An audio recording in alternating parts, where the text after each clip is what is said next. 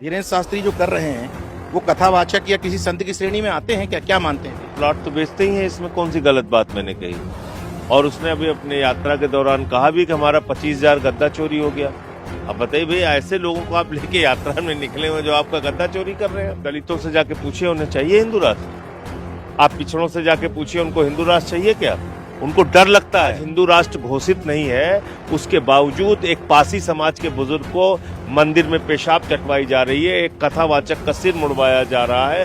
दलित कोई घोड़ी पे चढ़ा है, उसको पूरा भीड़ लगा के धक्का लगा के उसको उतार रहे हैं। हिंदू राष्ट्र यही सब करने के लिए चाहिए हमें? भैया पाकिस्तान बनना है क्या या अफगानिस्तान बनना है? STF पे आप स्पेशल ठाकुर फोर्स कह देते हैं, आप तमाम नियुक्तियों में ठाकुरवादी होने के सीधे सीधे आरोप लगा देते हैं। आप अपनी जाति को दूसरी जातियों के नफरत का कारण बना रहे हैं और शिकार बना रहे हैं। आपका खुद का समाज किस तरीके से देखते हैं? खूब गालियां पड़ती हैं, खूब नाराज होते हैं लोग। मुसलमानों के घर पे बुलडोजर चलाएंगे, कितनी नौकरी मिल जा रही है इससे। यादव के वोट कटेंगे, मुसलमान के वोट कटेंगे, पासी समाज ने लोकसभा में कुछ वोट कर दिया था उनके वोट कटेंगे। दो रास्ते हैं लोकतंत्र में। एक रास्ते में मान लीजिए वोट डकैती करके वो पहुंच जा रहे हैं, तो कम से कम दूसरे रास्ते को तो जिंदा रखो। वहां पे अंग्रेजों ने राज किया, तो उनसे लड़ने वाले लोग क्या सोचते रहे होंगे, मैं ये सोचता हूँ। हम 11 साल में परेशान क्यों हो रहे हैं?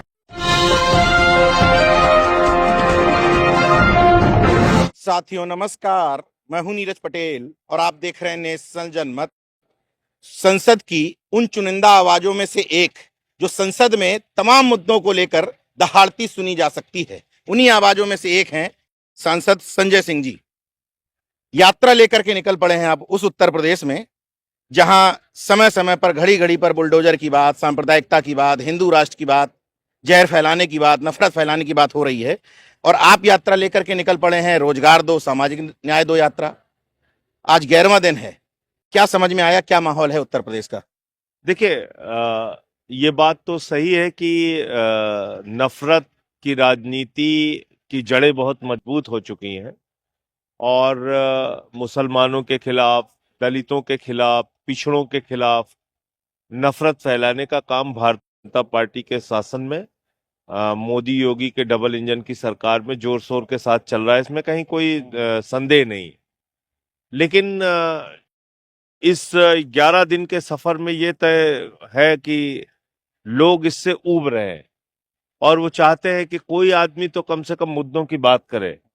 आशा बहुएं इस दौरान मिली, किसान यूनियन के लोग मिले, वित्त विहीन शिक्षक मिले, शिक्षा मित्र मिले, एम्बुलेंस के एसोसिएशन चलाने वाले लोग मिले, मनरेगा का काम उनका यूनियन बनाए जो लोग हैं वो लोग मिले। तो एक उम्मीद लोगों में जगी कि भाई कम से कम हमारे मुद्दों की बात हो। अच्छा, मैं फिर ये भी सोचता हूं कि भाई मान लीजिए सदन में तो वो लोग वोट डकैती करके पहुंच जा रहे हैं जो बिहार में हुआ SIR के जरिए, तो क्या फिर अगर सरकार बीजेपी की बनती रहेगी तो विपक्ष खामोश बैठा रहेगा और कोई मुद्दा उठाएगा नहीं? आज बेरोजगारी इतना बड़ा मुद्दा है उत्तर प्रदेश में। हम लोग प्रयागराज में बैठे हैं इस वक्त, यहाँ से 20 किलोमीटर है प्रयागराज, जो एक जमाने में हिंदुस्तान का कैम्ब्रिज कहा जाता था प्रयागराज। यहाँ पे चीफ प्रॉक्टर दौड़ा दौड़ा के एक दलित लड़के को पीट रहा है, मार रहा है। यहाँ पे हर परीक्षा का पेपर लीक हो जाता है, SSC हो, सिपाही हो, दरोगा हो, टीचर हो, सारी परीक्षा लीक हो रही। आरक्षण में आप हेरा फेरी कर रहे हैं। अच्छा भाई, आरक्षण तो अब आप सबके लिए हो गया ना भाई, दलितों के लिए आरक्षण, पिछड़ों के लिए आरक्षण, आदिवासियों के लिए आरक्षण और गरीब सवर्णों के लिए भी आरक्षण। तो अब तो कोई ये नहीं कह सकता कि आरक्षण से अछूता है। लेकिन उसको सही ढंग से इम्प्लीमेंट ना करना, उसमें घोटाला घपला करना, बांदा विश्वविद्यालय का मामला हो या लखीमपुर कोऑपरेटिव बैंक का मामला हो या शिक्षक भर्ती में जो पिछड़ों के आरक्षण का घोटाला हुआ था जिसका मामला मैंने संसद में उठाया था। तो इसलिए ये दोनों मुद्दे मैं ऐसा समझता हूं कि कहीं ना कहीं जुड़े हैं। बेरोजगारी का सवाल इसलिए नहीं उठ पा रहा है क्योंकि सामाजिक भेदभाव और नफरत की राजनीति ने लोगों को जकड़ रखा है। उस जकड़न से लोगों को बाहर निकालने की कोशिश है ये यात्रा। जिस समय आप यात्रा लेकर निकल पड़े हैं उसी समय एक और यात्रा चल रही है, हिंदू राष्ट्र बनाने की यात्रा, जिसको आपने गैर संवैधानिक भी कहा। आपने यात्रा निकालने वाले शख्स को, जिसको मोदी जी छोटा भाई बताते हैं, आपने प्रॉपर्टी डीलर तक कह दिया, प्लॉट बेचने वाला कह दिया। इतनी गुस्सा क्यों है? नहीं तो प्लॉट तो बेचते ही हैं, इसमें कौन सी गलत बात मैंने कही। और उसने अभी अपने यात्रा के दौरान कहा भी कि हमारा 25,000 गद्दा चोरी हो गया। अब बताइए भाई, ऐसे लोगों को आप लेके यात्रा में निकले हुए जो आपका गद्दा चोरी कर रहे हैं। भाई उनका वीडियो आया कि हमारी तो किडनी लीवर सब बिक जाएगा, ये सब जितना खर्चा, जितनी चोरी हो रही है इसको पूरा करने में। तो इसका मतलब कि आपका उद्देश्य पवित्र नहीं है और आपकी मनसा साफ नहीं है, उसमें ईमानदारी नहीं है। ये देश 144 करोड़ लोगों से बना हुआ है नीरज जी। विविधता में एकता भारत की विशेषता है, जहां अलग अलग भाषा के लोग, अलग अलग धर्म के लोग मिलके एक साथ रहते हैं, वो हिंदुस्तान है। कल को कोई कहेगा हमें सिख राष्ट्र दे दो, कोई कहेगा हमें तमिल राष्ट्र दो, कोई कहेगा तेलंगाना राष्ट्र दो, कोई कहेगा तेलुगु राष्ट्र दो, कोई कहेगा नागा राष्ट्र दो, कोई कहेगा बंगला राष्ट्र दो, कोई कहेगा उत्कल राष्ट्र दो, कोई कहेगा आजाद कश्मीर दो, कोई कहेगा हमें काशी राष्ट्र दे दो, कोई कहेगा अयोध्या राष्ट्र दे दो, हम कहेंगे हमें सुल्तानपुर राष्ट्र का राष्ट्रपति बना दीजिए। इसकी कोई सीमा है? ये तो अंतहीन आपने देश में विखंडन और देश में इस प्रकार की राजनीति को जन्म दिया जिसमें कि लोग देश के विभाजन की बात कर सकें। मतलब उसको कैसे कोई चुना हुआ विधायक, मंत्री या मुख्यमंत्री ऐसी यात्रा को समर्थन दे सकता है, जब हमारे बाबा साहब डॉक्टर भीमराव अंबेडकर जी के द्वारा लिखे गए संविधान में लिखा है कि भारत एक धर्मनिरपेक्ष और समाजवादी राष्ट्र है। तो आप कैसे अलग से कोई मांग कर सकते हैं? तो हिंदू राष्ट्र से इतना खतरा क्यों? मतलब क्या है हिंदू राष्ट्र से? हिंदू राष्ट्र से खतरा इसलिए, आप दलितों से जाके पूछिए उन्हें चाहिए हिंदू राष्ट्र। आप पिछड़ों से जाके पूछिए उनको हिंदू राष्ट्र चाहिए क्या? उनको डर लगता है। उनको लगता है कि हमारे गले में हाड़ी बांध के घुमाया जाएगा।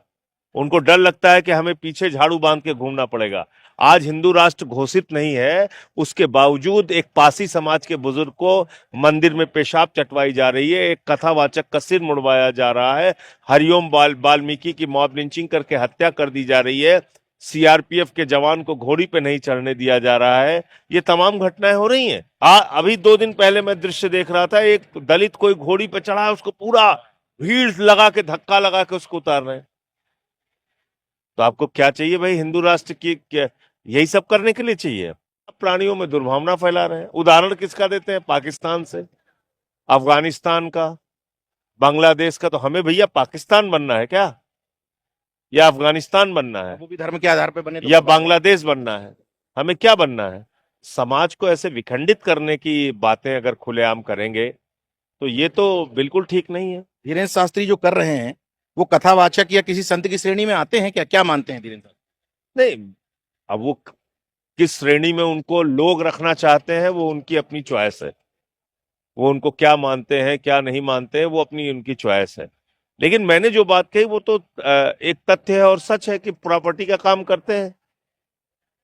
तो इसमें कोई मतलब बुरा मानने वाली भी बात नहीं है। प्रॉपर्टी काम करते हैं इसलिए प्रॉपर्टी भाई अगर मान लीजिए आप बाबा रामदेव जी के बारे में पूछेंगे तो एक अच्छा योगा सिखाने का भी काम करते हैं और उनके साथ में उनका बिजनेस भी है। तो यही बात मैंने कही, और कोई मतलब मेरा कोई, मैंने जो सच है जो तथ्य है वो सामने रखा कि प्रॉपर्टी का भी काम कर रहे हैं और ये काम भी कर रहे हैं। लेकिन ये जो यात्रा कर रहे हैं वो गैर संवैधानिक, वो संविधान के खिलाफ है। आप ये यात्रा उस उत्तर प्रदेश में निकाल रहे हैं जिस उत्तर प्रदेश के मुख्यमंत्री पर सीधे सीधे जातिवादी होने के आरोप लगाए जाते हैं, और कोई नहीं लगाता। जातिवाद अगर आप करेंगे तो आप अपनी जाति को दूसरी जातियों के नफरत का कारण बना रहे हैं और शिकार बना रहे हैं उसका। मैं ऐसा मानता हूं। जैसे मान लीजिए आप अपनी जाति के ही लोगों को फायदा पहुंचाना शुरू कर दीजिए। आपको मान लीजिए कोई बड़ा पद मिल गया और आपने सिर्फ अपनी जाति के लिए काम किया, तो निश्चित रूप से दूसरी जातियों के बीच में असंतोष पैदा होता है। और जब असंतोष पैदा होता है, आपसे सत्ता हटेगी जिस दिन, उस दिन अनावश्यक उस जाति के लोग जिनको कोई लाभ नहीं मिला आपके जातिवाद से, वो टारगेट होंगे। हाँ भाई, आप कितने लोगों को नौकरियां दे रहे हैं? 10, 20, 50 लोगों को। लेकिन उसका मैसेज क्या जा रहा है कि बांदा विश्वविद्यालय में आरक्षण में गड़बड़ी हो गई, कोऑपरेटिव बैंक में 7-8 नौकरी मिलनी थी उसमें गड़बड़ी कर दिया। तो जब आप ये काम करते हैं तो आप अपनी ही जाति को कटघरे में खड़ा करते हैं। इसलिए मैं इस चीज का विरोध करता हूं कि भाई ऐसा मत करो आप। मेरा सवाल थोड़ा सा दूसरा है। जब मैं आपको देखता हूं प्रेस कॉन्फ्रेंस करते हुए, एसटीएफ पे आप स्पेशल ठाकुर फोर्स कह देते हैं, आप तमाम नियुक्तियों में ठाकुरवादी होने के सीधे सीधे आरोप लगा देते हैं, तो किस तरह का रिएक्शन आता है? आपका खुद का समाज किस तरीके से रिएक्ट करता है? खूब गालियां पड़ती हैं, खूब नाराज होते हैं लोग, लेकिन मैंने ये सवाल इसलिए पूछा कि थोड़ी थोड़ी गालियां मुझे भी मिल जाती मैं अपेक्षा ये करता हूं कि लोग ऐसी गालियां खाने के लिए तैयार रहें, और सभी जाति धर्म के लोग, और सच बोलें। जैसे मान लीजिए मुस्लिम समाज की कट्टरता है और कोई ऊट पटांग बात कर रहा है, तो उसका अगर कोई विरोध मुस्लिम नेता करेगा तो वो ज्यादा अच्छा होगा बनस्पत एक हिंदू नेता उसका विरोध करे। वो ज्यादा अच्छी बात होगी कि उसी समाज का व्यक्ति, उसी धर्म का व्यक्ति, तो उससे रिएक्शन नहीं होगा। इसलिए मेरा प्रयास ये रहता है कि जहां कहीं भी गलत मुझे दिखता है मैं बोलता हूं। ठीक है, उसके बदले में कुछ गालियां पड़ती हैं, लेकिन लोग बाद में समझते हैं कि नहीं भैया आप ठीक बात कह रहे हो। कि जब मैं समझाने की कोशिश करता हूं कि भाई आपने सिर्फ एक अपना ये रवैया बना लिया है कि हमको अपने आप को सुपर दिखाना है, तो जब आप सुपर दिखाने की होड़ में फंसते हो तो आप दूसरी जातियों के नफरत का कारण बनते हो। वो चीज ठीक नहीं है। और एक मुखिया को वैसे भी ईमानदार होना चाहिए अपनी ड्यूटी के प्रति। आज योगी आदित्यनाथ जी उत्तर प्रदेश के मुख्यमंत्री हैं, और मुख्यमंत्री मतलब आप पूरे प्रदेश के अभिभावक हैं, गार्जियन हैं, और इस प्रदेश में रहने वाली जनता को बराबर दृष्टि से आपको देखने की जिम्मेदारी है। ये संवैधानिक जिम्मेदारी भी है, और जनता ने वोट देके भी है आपको ये जिम्मेदारी दी है। अगर आपकी राजनीति मान लीजिए ये कहती है कि साहब आपको हिंदुओं ने ज्यादा वोट दिया, तो दे दिया ना, अब तो आप मुख्यमंत्री बन गए ना पूरे प्रदेश के, हो गए, अब आप सबके हो गए। अब आप ये थोड़ी, अब आप इस जिम्मेदारी से थोड़ी भाग सकते, भाई इस प्रदेश में जो लोग हैं वो सबके हो गए आप। अच्छा, उन्मादी राजनीति का तात्कालिक फायदा राजनीतिक रूप से हो सकता है, लेकिन समाज को उसका क्या फायदा है? आपने कहा कि हम जो है वो मुसलमानों के घर पे बुलडोजर चलाएंगे, तो इससे समाज का क्या फायदा हो रहा है? पूरे एज ए होल क्या हमको बेनिफिट, कितनी नौकरी मिल जा रही है इससे? राजनीतिक हम इस जगह का नाम बदल के ये रख देंगे, इससे कितने अस्पताल ठीक हो जा रहे हैं। हम इस सड़क जो है इस नाम पे है, हम इस नाम पे कर देंगे। तो ये तो उलझाने का मुद्दा है ना, कि मतलब हमें काम नहीं करना इसलिए। बिहार और एक चुनाव बात में मैं आपको बता दूं, अगर आप बुलडोजर को देखेंगे तो बुलडोजर जब मुसलमानों के घर पे चलता है उसकी बढ़िया खबर बनाई जाती है मीडिया में, गोदी मीडिया खूब उसको प्रचारित करता है, देखो मुसलमानों का घर तोड़ा जा रहा है। उसके पीछे क्या करते हैं ये लोग, कि दलितों के घर, पिछड़ों के घर, यहां तक कि मेरठ के व्यापारी रो रहे थे बेचारे, अभी वोट दिए थे। अभी मैं गया था संत रविदास गेट के सामने वाराणसी में, 100 साल पुरानी दुकान तोड़ के बराबर कर दी। तो आप इसको क्या कहेंगे? तो इसलिए हमें समझना चाहिए कि देश किस हालत में पहुंच रहा है। नीरज जी, 1 रुपए में अडानी को 1050 एकड़ जमीन बिहार में मिल जाती है, जिसमें 10 लाख आम और लीची के पेड़ थे। कोई एक आदमी बोलने वाला नहीं। और क्यों मिल जाती है? क्योंकि वो प्रधानमंत्री के मित्र हैं, और उनकी ही पार्टी का एक नेता उसका विरोध कर रहा है, लेकिन कोई सुनने वाला नहीं। बिहार चुनाव में आपकी पार्टी ने भी कैंडिडेट उतारे थे और आप कई बार गए भी। हालांकि आप लगातार एसआईआर पर, चुनावी प्रक्रिया पर, चुनाव आयोग जा पर रहा था तब भी मैंने कहा था कि सारे लोग प्रचार कर रहे हैं, मैं भी जा रहा हूं प्रचार करने, लेकिन परिणाम यही होगा तो अब कि उत्तर प्रदेश ज्ञानेश कुमार जी ने जीत का प्रमाण पत्र पहले ही मोदी जी के घर पे पहुंचा दिया है, और वही हुआ। अब उत्तर प्रदेश में भी एसआईआर आ गया, तो यहाँ क्या तैयारियां हैं या फिर किस तरह का डर है?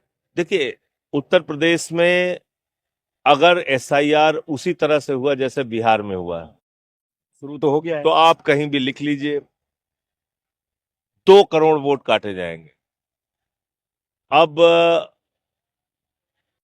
कुछ वोट घोषित तौर पे होते हैं, कुछ अंदाजे से होते हैं।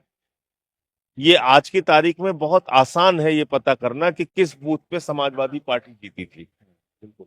या किस बूथ पे दूसरी विपक्ष की पार्टियां जीती थीं। बस इतने दिन से पत्रकारिता कर रहे हैं, बहुत समझदार आदमी है। आप बताइए, कभी आपने सुना एक विधानसभा में 60,000 वोट कट जाए, 55,000 वोट कट जाए, 50,000 वोट कट जाए, फिर क्या बचा चुनाव?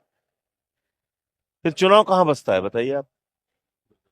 तो बिहार में एक एक विधानसभा में 60,000, 55,000, 50,000 वोट कटे। अब आप उठा लीजिए लिस्ट, पुरानी लिस्ट उठा लीजिए और जिस लिस्ट पे चुनाव हुआ वो उठा लीजिए, किनके वोट कटे हैं आपको पता चल जाएगा। तो यहां भी टारगेट करके जाति देख करके यादव के वोट कटेंगे, मुसलमान के वोट कटेंगे, पासी समाज ने लोकसभा में कुछ वोट कर दिया था उनके वोट कटेंगे। अब देख लीजिएगा वोट कटेंगे। बहुत सारे कुर्मी समाज के लोगों ने वोट कर दिया था अलग अलग जगहों पे, उनके वोट कटेंगे, देखिएगा। कितने दिन की यात्रा है ये पूरी, आप ये 13 दिन की यात्रा है और 24 तारीख को इसका समापन है। करेंगे? पत्थर गिरजाघर सिविल लाइंस के पास ही एक मैदान है, वहां पे इसका समापन। हाँ, छद्म हिंदुत्व का मैं विरोधी हूं और हिंदू धर्म को सही रूप में आप पालन कीजिए, ऐसे उसको बदनाम मत कीजिए, बल्कि ये लोग तो बदनाम कर रहे हैं। अंतिम सवाल, इस डरे हुए माहौल में भाई एसआईआर के बाद जो कुछ हुआ बिहार में सबने देखा, इन मुद्दों को, क्योंकि बिहार में भी मुद्दे बहुत सारे उठाए थे सारे सभी दलों के द्वारा, खासतौर से तेजस्वी यादव ने नौकरी से लेके सारी बात कही थी, तो जब मुद्दे वहां नहीं चले तो मुद्दों को लेकर के आप यात्रा निकाल रहे हैं, देखिए, क्या उम्मीद है आप? नीरज जी, डॉक्टर लोहिया ने कहा था कि सड़क खामोश हो गई तो संसद आवारा हो जाएगी। तो लोकतंत्र के दो रास्ते हैं, एक सड़क का रास्ता है और एक संसद का रास्ता है। तो जब हम लोगों ने अपनी शुरुआत की थी अन्ना आंदोलन की, तो सड़क के रास्ते से शुरुआत की थी और मेरा अभी भी मानना है कि सड़क का रास्ता संसद के रास्ते से ज्यादा मजबूत है। वहां ज्यादा आपकी आवाज सुनी जाती है, लोग आपसे जुड़ते हैं, लेकिन मुद्दे जायज और सही होने चाहिए। तो मैं इस वक्त में यही कहूंगा, सारे लोगों से यही कहूंगा, विपक्षी पार्टियों से भी यही कहूंगा कि घर मत बैठिए निराश होकर। भाई मान लीजिए सरकार में बीजेपी है, तो क्या उसको इस बात की छूट है कि वो थाने में लूट करेंगे या अस्पताल में वो आपको दवा नहीं देंगे, व्यवस्था नहीं देंगे, या आपके बच्चों का स्कूल बंद कर देंगे? लड़िए ना उसके लिए।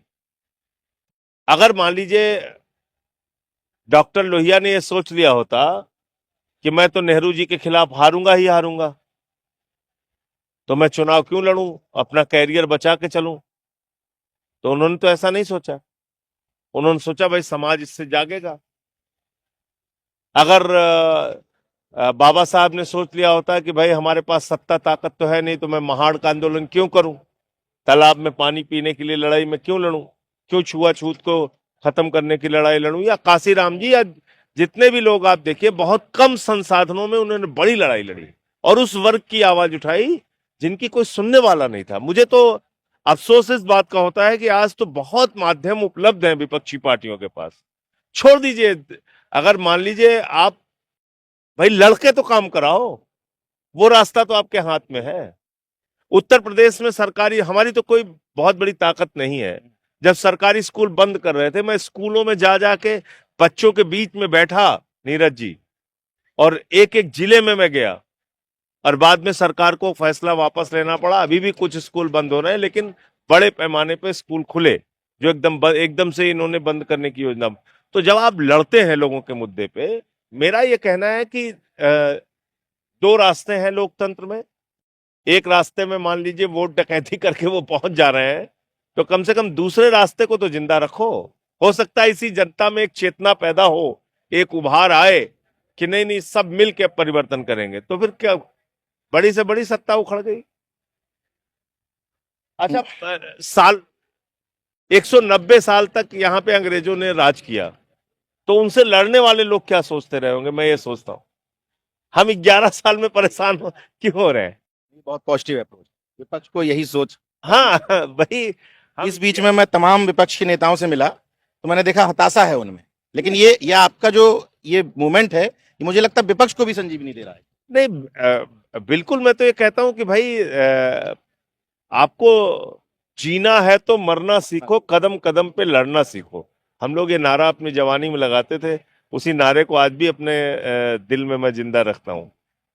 तो आपको लड़ना तो पड़ेगा।